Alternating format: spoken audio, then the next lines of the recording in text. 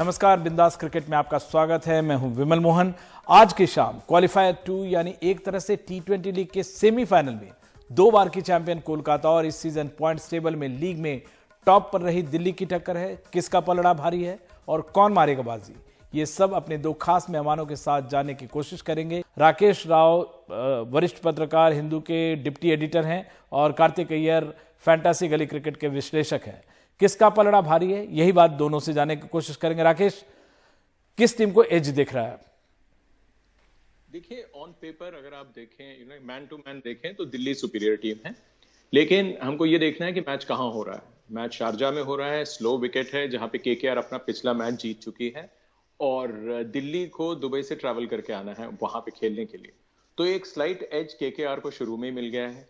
और दूसरी चीज ये है कि कैसे दिल्ली के जो बल्लेबाज हैं, जिसमें कि काफी लेफ्ट हैंडर्स भी हैं, वो जो केकेआर का जो स्पिन की जो मतलब उनका जो स्पिन अटैक है, जो 3 लोग हैं, 3 अलग अलग टाइप, एक ऑफ स्पिनर, एक लेग स्पिनर और एक लेफ्ट आर्म स्पिनर, इनके जो 12 ओवर होंगे उनको ये कैसे खेलते हैं। छोटी बाउंड्री है, छक्के जा सकते हैं यहाँ पे। और ये जो पिछले 48 घंटे में जो दिल्ली ने जो काम किया होगा केकेआर के बॉलर्स को कैसे डील करना है, ये सोचने वाली बात है। दूसरी तरफ केकेआर का कॉन्फिडेंस हाई है, उनके ओपनर्स अच्छा कर रहे हैं, स्पिनर्स अच्छा कर रहे हैं, फास्ट बॉलर्स शिवम और फर्ग्यूसन, इनको मैं बहुत ऊंचा नहीं आंकता हूं इस विकेट पे, क्योंकि स्लो विकेट है।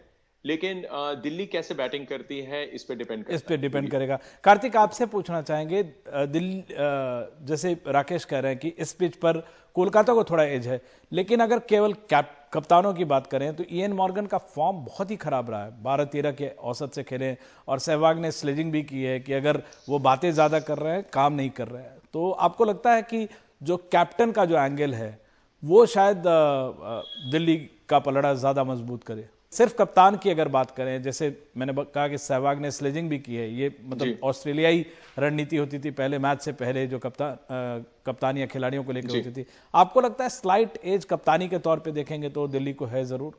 नहीं, कैप्टनसी का अगर एज होगा तो इयन मॉर्गन के पास ज्यादा है। He is a far superior captain. हम लोग भूल जाते हैं कि वो अभी raining world cup champion team के कप्तान रह चुके हैं और इंग्लैंड के व्हाइट बॉल क्रिकेट कैप्टन हैं। तो उनकी कैप्टनसी और ऋषभ पंत की कैप्टनसी में तो कोई कंपैरिजन ही नहीं है।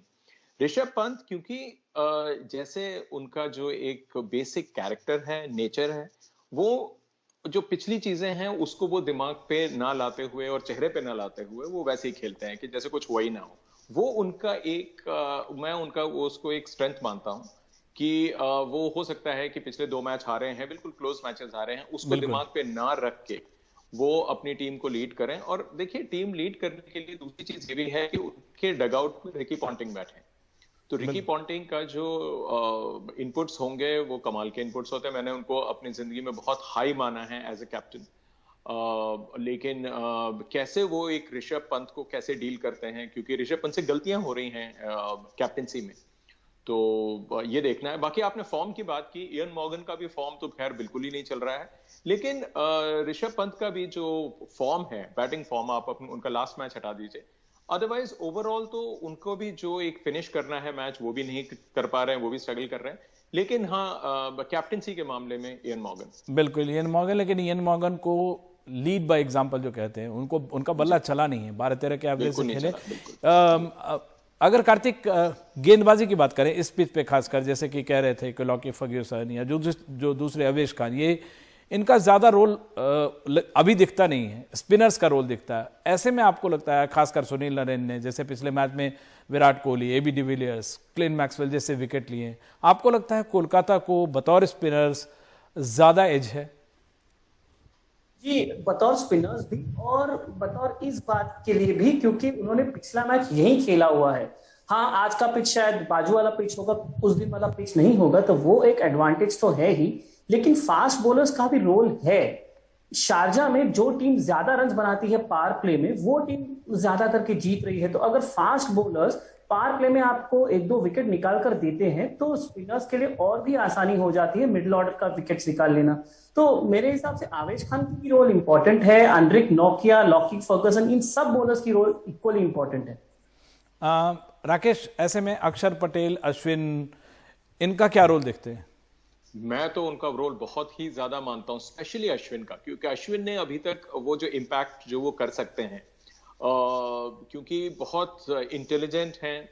टेस्ट क्रिकेट में अगर 400 विकेट आपके पास हैं, तो आप व्हाइट बॉल क्रिकेट में भी आपने अपना जो एकदम खम दिखाया है, वो उसको यहाँ एलोबरेट करने की जरूरत नहीं है। लेकिन उनका फॉर्म जो है और जैसे उनको ट्रीट किया गया है पिछले कुछ गेम्स में, उनका कॉन्फिडेंस भी थोड़ा बहुत हिला हुआ है। अक्षर पटेल को भी इसमें एक रोल है, क्योंकि ये विकेट स्लो है।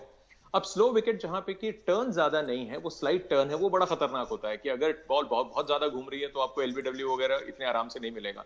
लेकिन इस विकेट पे आप अपने स्पिन पे कितना कंट्रोल करते हैं और किस स्पेस पे बॉलिंग करते हैं। इवन फास्ट बॉलर्स की बात अभी हो रही है, बिल्कुल। और ये बल्लेबाजों पर भी निर्भर करेगा।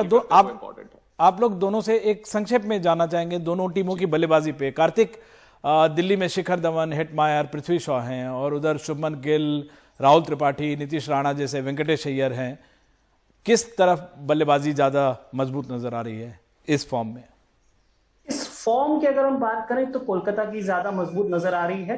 लेकिन अगर दिल्ली आज हल्की सी एक बैटिंग चेंज करती है, स्टीवन स्मिथ या अजिंक्य रहाणे को लेकर आती है मध्य क्रम में, ताकि स्पिन को अच्छी तरह से खेल सके, तो फिर दिल्ली के चांसेस बढ़ जाते हैं। राकेश, स्टीवन स्मिथ और दिल्ली की स्मिथ को मैं इस मैच में नहीं डालूंगा, क्योंकि कॉन्फिडेंस का तो उनको क्राइसिस है। मैं अगर केकेआर के स्पिनर से डील करना है तो जो लेफ्ट हैंडर्स मेरे पास हैं वही बहुत है।